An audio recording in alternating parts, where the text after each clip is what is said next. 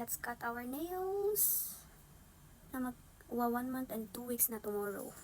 Yan na siya kahaba. Sobrang haba na siya. Cut natin kasi sobrang ano na. Sakit, masakit na siya.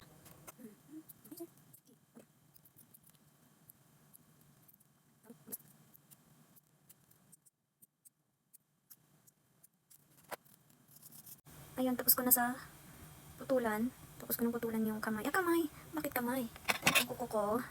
Tapos ginanon ko lang siya para hindi siya sharp. Ayan, sandali, may pumatok. Ayan, gardener lang pala. Ayun!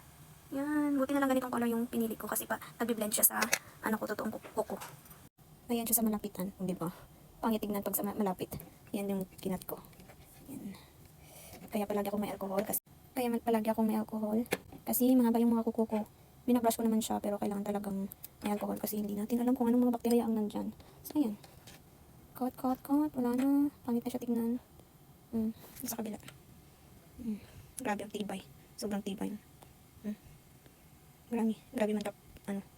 Yan, tibay-tibay niya. Umanga nga yung ano, yung amo ko. Kasi mag 1 month na daw. Hindi pa nakuha, di ba? Syempre, Pilipinas lang yan.